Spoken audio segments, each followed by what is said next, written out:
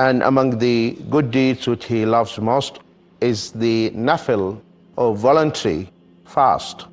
Prophet Muhammad says in the hadith in Bukhari, the most beloved fasts to Allah are those of David. He used to fast one day and used to fast on alternate days. So one day yes, one day no. So you fast today, you break your fast the next day, and then you fast the day to follow. So this is the best fast of Dawood alayhi salam. Dawood alayhi salam. So if you want to fast like Dawood alayhi salam, this is the best. No one can fast better than Dawood alayhi salam. And subhanallah, the merit of fasting one day, the reward, Allah keeps your face distant from the fire for 70 years, a distance of 70 years. A distance that will be covered in 70 years, that's what will be giving to you for fasting one day. You will be far away from the hellfire for only one day. And fasting, which is leaving all the desires of the flesh and the eating and the drinking, etc., gives a chance for the soul. It's one of the means to purify the soul, fasting. That's why Muslims during Ramadan, they feel it, they experience the purity of the soul, they feel the lightness inside them because stomachs are empty, so there is a chance for the soul to shine. So fasting is one of the means that purifies the heart.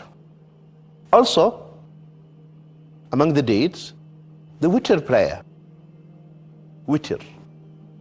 The witr prayer is a prayer that you pray after Isha. After praying the fard and then the sunnah of Isha, you can pray the witr. The minimum is 1 rak'ah. 1 rak'ah minimum. You pray. At least 1 rak'ah. Imam Ahmad, he said, if one doesn't pray the witr, which is minimum 1 rak'ah, then there is no khair, there is no good in this person. 1 rak'ah you cannot pray. The witr is something beautiful. The Prophet ﷺ in Bukhari says, make your prayer, last prayer of the night, witr. In another hadith he says, Allah is witr. Allah is one. And He loves also the witr. He loves us to pray the witr. So don't miss the witr. At least 1 rak'ah after praying the sunnah of the Isha. And you leave it towards the end. For instance, if you get up for tahajjud, then you can leave it till you finish the tahajjud. If you are sure and you, by the grace of Allah, that you'll get up. If you are afraid that you might not get up, then you can pray the witr first. Maybe you can pray 2 rak'ahs, 4 rak'ahs, then the witr, and go to sleep. If you get again, you can pray as many rak'ahs nafil, I say as many rak'ahs as you like. There is no limit. Listen to this, my dear brothers and sisters. There is no limit for the nafil prayers. No limit. You can pray as many rak'ahs as you like. Yes, Aisha said that the Prophet ﷺ never exceeded more than 11 rak'ahs, neither in Ramadan or outside Ramadan. This doesn't mean that you cannot exceed more than this. The ulama, they say, the action of the Prophet ﷺ and his saying, we have to follow his saying, not his actions. When he tells us, Salatul Layli wa Nahar Mathna Mathna, the nafil prayers of the day and the night should be carried out in twos, he did not set a limit for us. Yes, he prayed 11 rak'ahs. That doesn't mean more than 11 rak'ahs are not allowed. It doesn't mean it is bid'ah if you pray more than 11 rak'ahs or 13 rak'ahs. It's open. You can pray as many rak'ahs as you like. So if you pray already your witr, and then you got up and you want to pray tahajjud, alhamdulillah, go. But don't pray the witr again. You cannot pray 2 witrs on the same night. La witran fi layla. No 2 witrs on the same night. But you can pray as many rak'ahs as you like. So the witr prayer, Make your last prayer at night witr. Also, among the beautiful and beloved deeds that Allah subhanahu wa ta'ala loves most is the congregational prayer. Allah loves the jama'ah, the congregational salah in the masjid for men.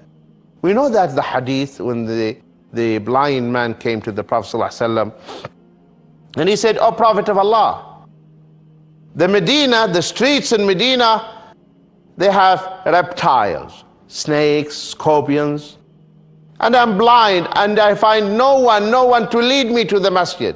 Can I pray at home?" In the beginning, the Prophet ﷺ told him, "Okay, pray at home." When the man left, he called him back. He said, "Do you hear the adhan?" He said, "Yes." He said, "I cannot find an excuse for you. Cannot find an excuse for you. You have to come." And he was blind. And you are not blind. You can go to the masjid. And you have car. You can go in your car to the masjid. So leave all these lame excuses aside. The congregational prayers, my dear brothers and sisters, is very important. So don't miss your jama'ah prayers. The reward, believe me, my dear brothers and sisters, is tremendous, is great.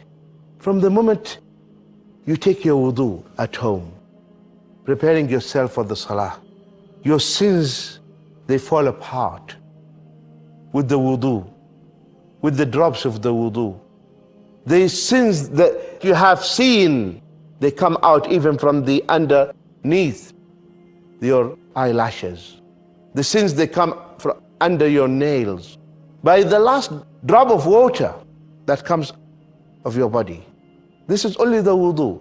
And now you go out from your home, and it is the best thing that you walk. That means you pray in the masjid near to your house, so you can walk. Because if every step you move to the masjid, one sin is wiped away, and you will be elevated 1 degree. 1 degree. And the angels, they are praying for you. And then you enter the masjid. Another one whom Allah subhanahu wa ta'ala loves, whoever prays tahajjud. If you want Allah subhanahu wa ta'ala to love you, stand and pray before him. Get up, leave your bed.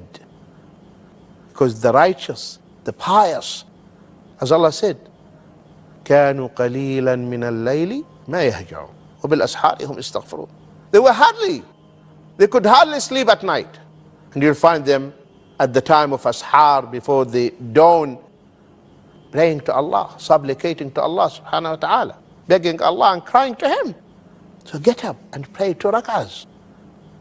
Allah subhanahu wa ta'ala will elevate you, elevate your status. Allah will praise you. Allah will mention you in the upper assembly. Imagine, Allah is asking, anyone wants forgiveness? Anyone wants anything from me? Anything. You want a job? Get up and ask at that time. You want a wife? Ask at that time. You want a husband? Get up and ask at that time. Allah will give it to you. So Allah loves those who get up. Allah commands His Prophet ﷺ in Surah Al-Muzammil, Surah 73, ayah number 2. قُمِ اللَّيْلَ إِلَّا قَلِيلًا. Stand to prayer by night, but not all night. My dear brothers and sisters, in the beginning of the da'wah, you know this? In the beginning of the da'wah, Qiyamul Layl was fard. Yes.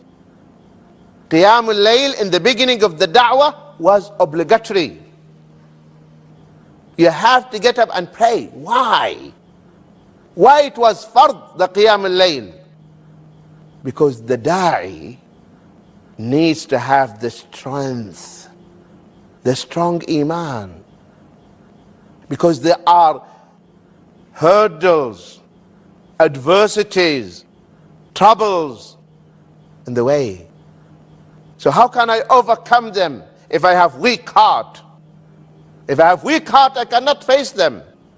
And the Sahaba, their iman was so firm. Nothing could shake the iman of the Sahaba, nothing. So you need to have iman which will help you to overcome all these obstacles in your way. We are not better than the prophets and messengers of Allah who faced a lot of troubles. So for that reason, Qiyam al-Layl was obligatory, was fard. May Allah increase our iman and yours, and may Allah subhanahu wa ta'ala accept our deeds and yours, and may Allah keep us steadfast on this beautiful deen. Ameen. Till I meet you in the coming episode, fi amanillah. Assalamu alaikum wa rahmatullahi wa barakatuh.